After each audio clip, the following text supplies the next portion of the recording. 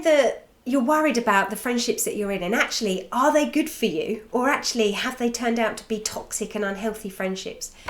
If so, this is a video where I want us to explore the difference, and I want us to just check in and make sure that you're hanging around with the right people.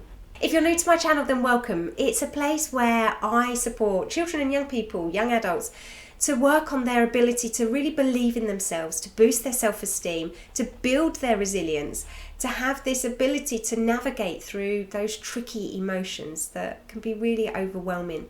I work as a counsellor, a family support worker. I deliver training to adults about children and young people. I go and assess schools to see if they're mentally healthy. I deliver school assemblies and a lot more. But welcome to those that are new here, and if you're a returning subscriber, then thanks for joining me. Let's get on with this week's video. You've got to remember that out there are your energy givers. These are the people, the good friendships, that allow you to feel just full of goodness, full of giving, and full of just that equal kind of friendship where you recognise that you're both worthy of having boundaries and company and friendship and banter. However, you have got those kind of energy vampires, I call them, where they just suck the life out of us. They leave us feeling demotivated, deflated and tired.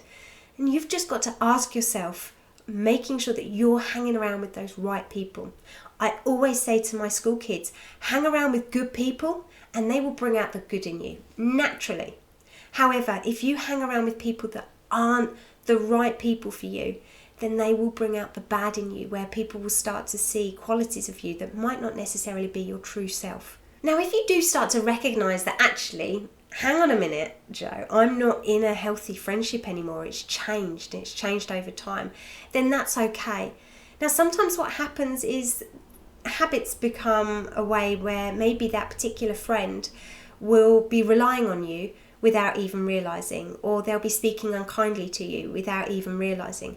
So when you start to recognise the patterns, or if you start to realise, hang on a minute, it's about the way that you bring it up. Now, we aren't to just put up and shut up. We're not to be like that. We've got a voice.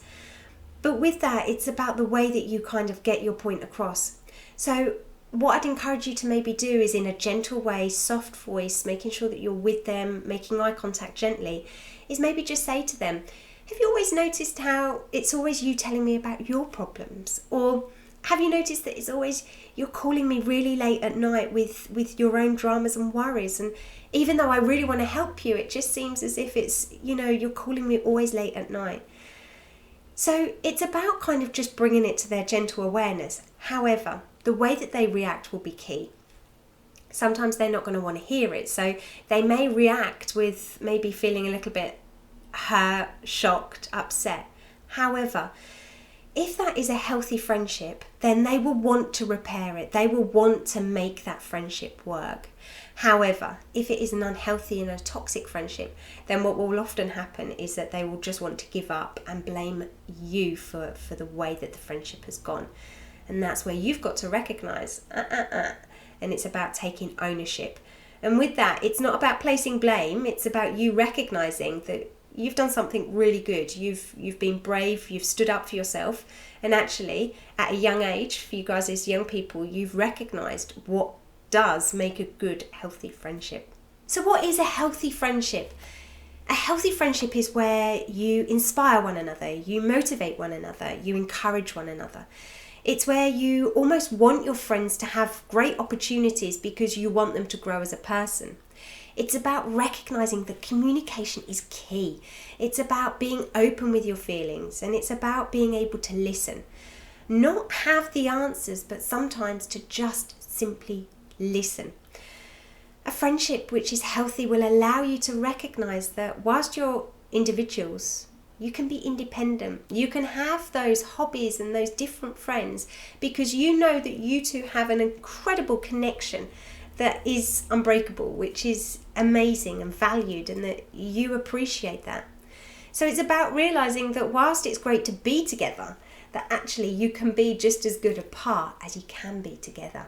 It's also about having this level of being considerate and also having empathy, where even though you might not necessarily know how your friend feels, it's about having that ability to at least try and understand how they're feeling. It's also recognising if and when they might need space and that you respect that. So it's not about you constantly having to live in their pockets in a sense of wanting to constantly reassure them that you're there for them. It's just about checking in. And if they don't want to talk, it's about, I know you don't want to talk right now, but I need you to know that I'm here for you. It's just about having that consideration for them and that empathy that even though you don't know what they're going through, in a sense of how they may be feeling, it's that you're still there to help them. And my biggest one about healthy friendships is there is no sense of peer pressure. There is no sense of having to take risks in wanting to try and impress them. It's about having banter and having a laugh because it's natural, not because it's forced, in the sense that you're needing to impress them in order to carry on having their attention and their friendship. However, an unhealthy and a toxic friendship is the complete opposite, where they don't consider your needs. They don't consider that actually this is a two-way friendship.